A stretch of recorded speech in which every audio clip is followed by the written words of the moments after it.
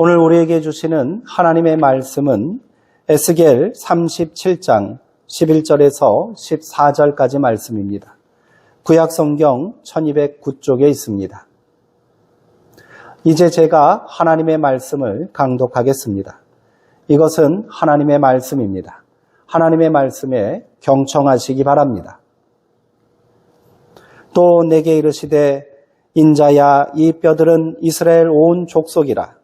그들이 이르기를 우리의 뼈들이 말랐고 우리의 소망이 없어졌으니 우리는 다 멸절되었다 하느니라. 그러므로 너는 대언하여 그들에게 이르기를 주 여호와께서 이같이 말씀하시기를 내 백성들아 내가 너희 무덤을 열고 너희로 거기에서 나오게 하고 이스라엘 땅으로 들어가게 하리라. 내 백성들아 내가 너희 무덤을 열고 너희로 거기에서 나오게 한즉 너희는 내가 여호와인 줄을 알리라. 내가 또 내 영을 너희 속에 두어 너희가 살아나게 하고 내가 또 너희를 너희 고국 땅에 두리니 나 여호와가 이 일을 말하고 이른 줄을 너희가 알리라. 여호와의 말씀이니라. 아멘. 꿈꾸게 하시는 하나님이라는 제목으로 말씀을 함께 나누겠습니다. 에스겔에는 여호와의 손이 내게 임하여라는 문구로 시작하는 4개의 환상 이야기가 나옵니다. 오늘 본문 14절은 마른 뼈들의 환상으로 알려진 에스겔의 3번째 환상 보도의 마지막 구절입니다.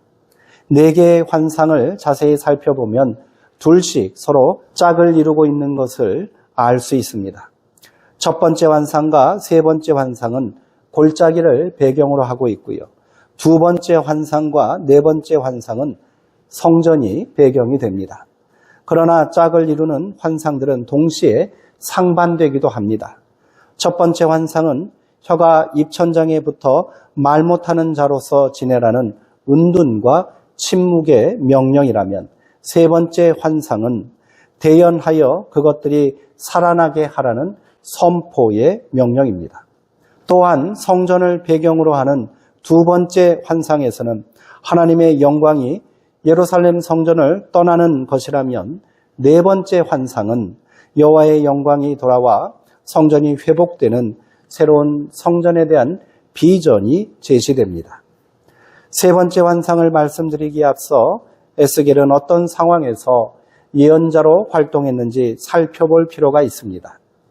북이스라엘을 멸망시킨 강대국 아수르가 쇠퇴하고 바벨론이 신흥 강자로 부상할 즈음 약소국 남유다는 내후외란의 혼란을 겪고 있었습니다.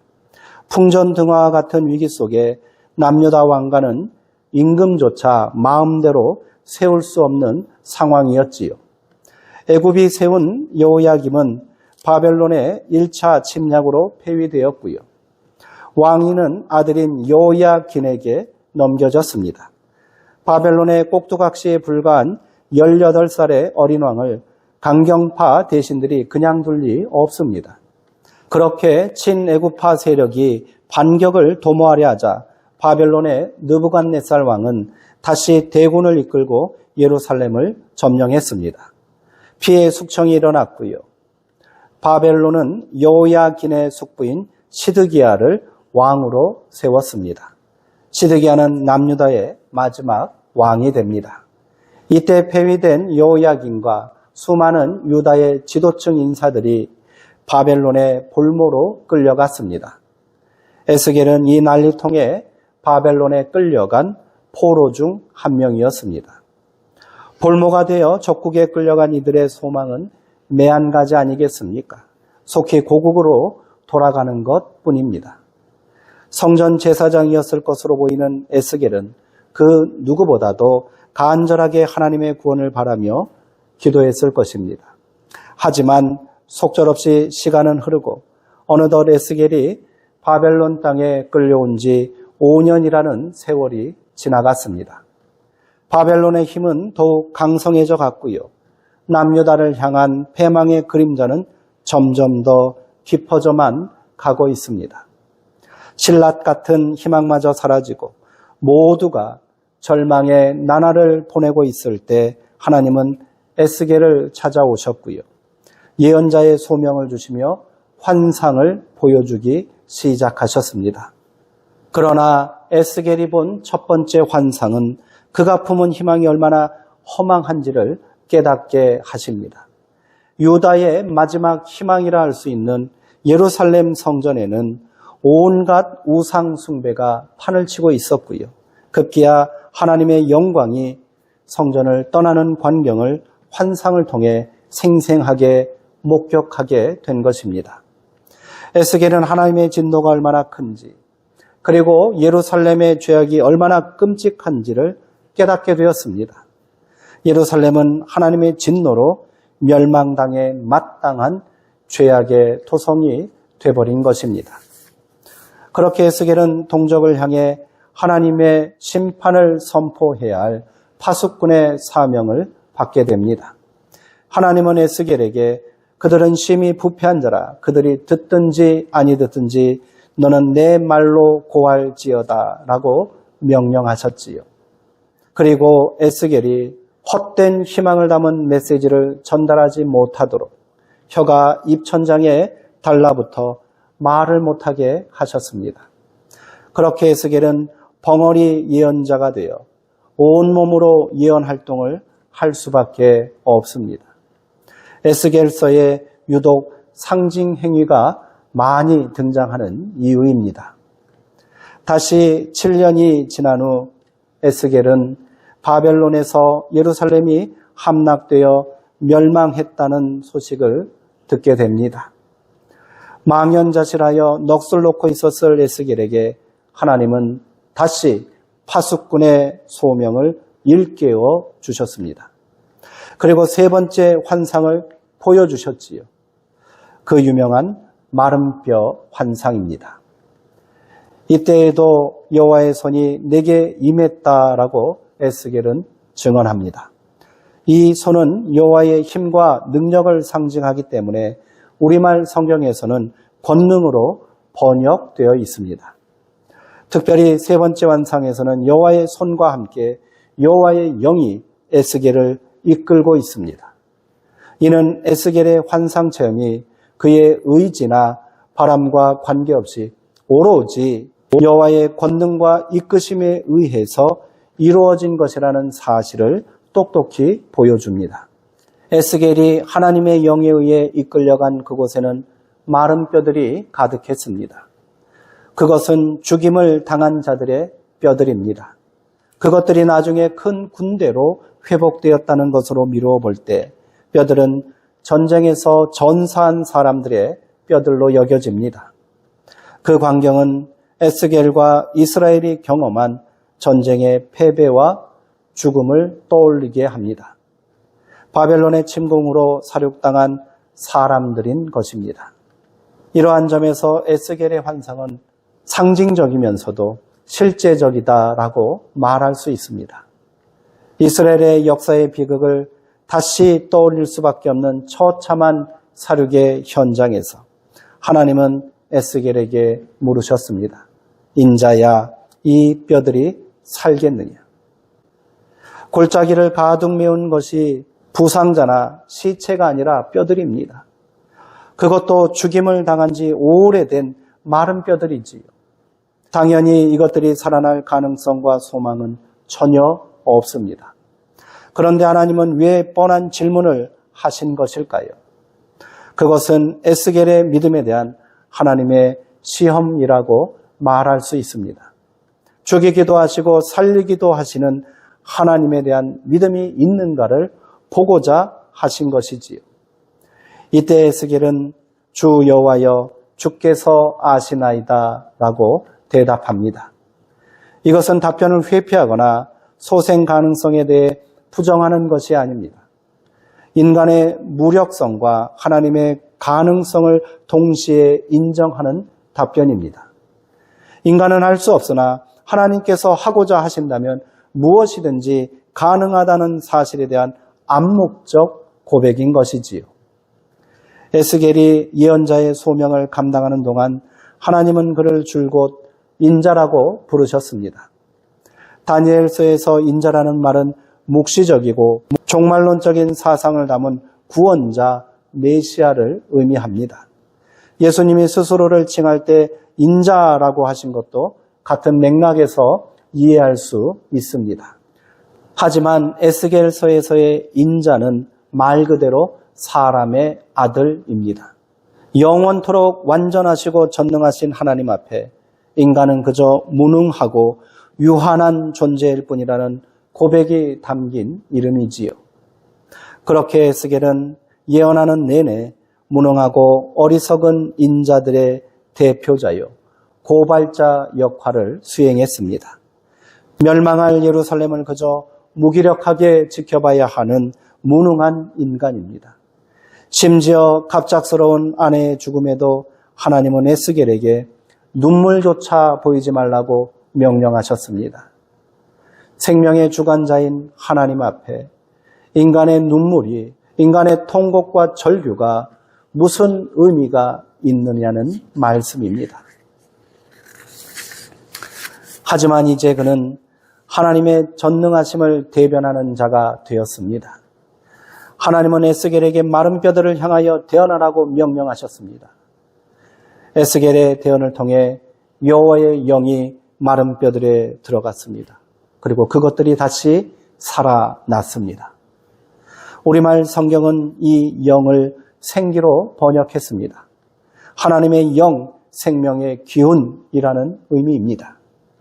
살리시는 영이고 살아나게 하는 생명의 기운입니다.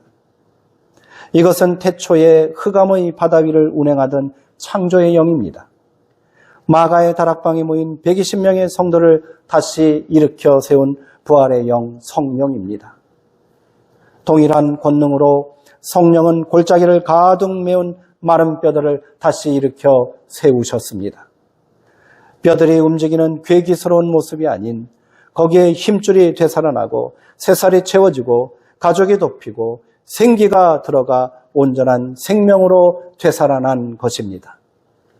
흙으로 빚어놓은 것에 하나님의 생기가 들어가 사람이 된 것과 같은 생명 창조의 재현입니다. 경이로운 환상이 끝나자 하나님은 에스겔에게 지금까지 일어난 일에 대해 말씀해 주셨습니다. 또 내게 이르시되 인자야 이 뼈들은 이스라엘 온 족속이라. 그들이 이르기를 우리의 뼈들이 말랐고 우리의 소망이 없어졌으니 우리는 다 멸절되었다 하느니라. 이 말씀은 멸망한 이스라엘 백성들의 절망과 탄식을 그대로 담고 있습니다. 그들은 자신들의 운명이 이제 마른 뼈들과 같고 모든 희망은 사라졌으며 완전히 멸망하여 재기가 불가능하다고 탄식했습니다. 포로로 끌려온 바벨론 땅은 무덤과 같고 여기서 산다는 것은 죽은 것이나 매한가지라고 절망합니다. 하지만 하나님은 에스겔에게 내가 본 환상을 그대로 이스라엘의 남은 자들에게 전하라고 명령하십니다. 하나님의 영이 사방에서 불어와 들어왔으니 이제 너희는 하나님과의 관계가 단절된 죽은 자들이 아니라 내 백성이 되었다고 선포하라는 것입니다. 출애굽한 백성들을 향해 나는 너희 하나님이 되고 너희는 내 백성이 되리라 하신 언약의 갱신입니다. 그렇게 이스라엘의 남은 자들은 무덤에서 나와 다시 돌아갈 것이라는 하나님의 약속을 받게 되었습니다. 바벨론 땅에서 어떻게 해서든 살아보겠다는 생각은 버려야 합니다. 아무리 강성하고 번성한 나라일지라도 하나님과의 관계가 단절된 사람들이 사는 땅은 무덤일 뿐입니다. 살아있는 자들은 생명의 땅, 약속의 땅에 있어야 합니다. 에스겔은 이 모든 일을 가능하게 하시는 분이 하나님의 영, 성령임을 분명하게 증언하고 있습니다. 2025년 수정동교회 표는 성령의 능력으로 부흥하는 교회입니다. 이 주제는 대조되는 두 주체가 명시되어 있습니다.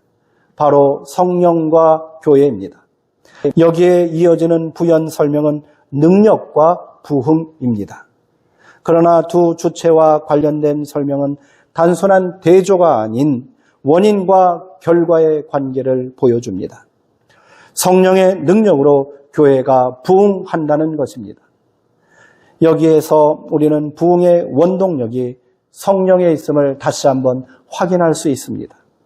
이러한 의미를 잘 보여주는 것이 에스겔의 세 번째 환상보도이며 그 가운데서도 특별히 에스겔 37장 14절의 말씀입니다.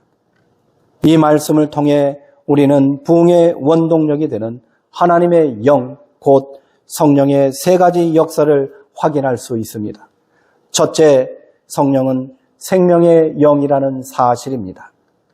마른 뼈들이 서로 붙고 그 위에 힘줄과 살과 가죽이 덮여 사람의 꼴을 갖추었어도 그들 안에 영이 없으면 죽은 존재일 뿐입니다. 그러나 그들에게 생기가 불어넣어졌을 때 그것들이 살아나 큰 군대가 되었습니다. 성령은 생명을 주시는 분이고 부활의 영이십니다. 부흥은 다시 살아나는 것이며 죽은 것 같았던 존재가 생명을 되찾는 것입니다. 무덤을 열고 생명의 영으로 나오는 것입니다. 하나님의 영이 그 속에 있어야 온전한 생명을 얻을 수 있습니다. 성령의 임재와 능력으로 죽은 것 같은 교회가 생명력을 되찾고 다시 살아나는 역사가 나타나기를 소망합니다. 둘째, 성령은 창조의 영이라는 사실입니다. 하나님은 말씀으로 세상을 창조하실 때 하나님의 영이 휘몰아치는 바람처럼 활동하셨습니다. 태초의 창조는 완전한 창조였습니다. 하지만 그것이 더 이상의 창조가 필요 없는 종교를 의미하지 않습니다. 하나님의 창조는 절대로 중단되지 않았기 때문입니다. 지금도 창조의 영인 성령을 통해 재창조의 역사가 계속되고 있음을 잊지 말아야 합니다. 오래전 에스겔의 환상을 통해 예수 그리스도의 부활을 통해 지금도 그리스도의 복음으로 우리를 거듭나게 하심을 통해 완전한 창조의 역사가 진행되고 있습니다. 죽은 존재였던 마른 뼈들이 하나님의 영을 통해 큰 군대가 되고 희망을 잃은 자가 소망으로 충만한 사람이 되는 것 같이 오늘 우리도 새로운 피조물이 되는 것입니다. 이처럼 만물을 새롭게 하시는 창조의 영이 수종동교회에 불어와 희망으로 충만하고 큰 군대와 같은 강력한 교회로 변화되길 소망합니다. 셋째, 성령은 지혜의 영이십니다. 성령은 우리를 새로운 존재로 변화시켜 새 생명을 살게 하는 지혜를 공급해 줍니다. 에스겔 36장에서 하나님은 이렇게 말씀하셨습니다.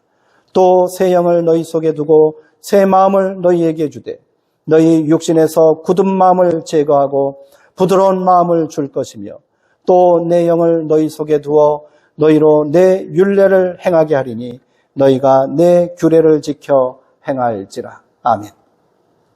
성령의 지혜만이 우리를 하나님의 말씀에 순종하며 살게 할 능력이 됩니다. 하나님의 영은 지혜와 총명의 영이요 모략과 재능의 영이요 지식과 여호와를 경외하는 영이시기 때문입니다. 하나님께서 아들의 이름으로 보내실 성령은 가르치시고 예수께서 하신 말씀을 생각나게 하시는 보혜사이십니다. 지혜의 영인 성령께서 우리 안에 계셔서 지금도 우리를 가르치시고 하나님의 말씀을 깨달아 지키게 하시어 영원한 하나님 나라에 거하는 약속을 성취하게 하실 줄 믿습니다. 부흥이란 단순히 숫자가 많아지는 것을 의미하지 않습니다. 소성과 소생을 필요로 하며 역동성 있게 살아가는 모습을 포함합니다. 이 생명의 역사를 가능하게 하시는 분이 바로 성령님이십니다. 성령은 죽음에서 생명으로, 절망에서 희망으로, 배반에서 충성으로 우리를 이끄십니다. 이것이 생명의 영, 창조의 영, 지혜의 영이신 성령의 역사로 나타나는 결과이자 부흥에 담겨야 할 구체적 변화인 것입니다. 이제 우리 수정동교회에 이러한 부흥의 역사가 왕성하게 일어나기를 기대합니다. 성령의 능력으로 수정동교회가 다시 살아나며 희망으로 가득 차고 하나님의 말씀을 충실히 행하는 거룩한 부흥의 불길이 타오르기를 소망하며 성도님들도 함께 기도하시고 이 힘찬 역사의 주인공이 되시기 바랍니다. 기도하시겠습니다. 권능의 하나님, 에스겔에게 보여주신 마른 뼈들이 다시 살아나는 환상을 오늘 우리도 바라보게 하시고 그 소망으로 꿈꾸는 자들 되게 하옵소서. 그렇게 죽은 것 같은 우리네 삶이 다시 소생하여 힘을 공급받고 하나님의 큰 군대로 부흥의 새 역사를 이루는 주인공들 되게 하옵소서. 생명의 영이요 창조의 영이요 지혜의 영이신 성령님이시여 우리를 도와주시고 우리를 새롭게 하시며 우리에게 새 힘을 공급하여 주옵소서. 예수 그리스도의 이름으로 기도하옵나이다. 아멘.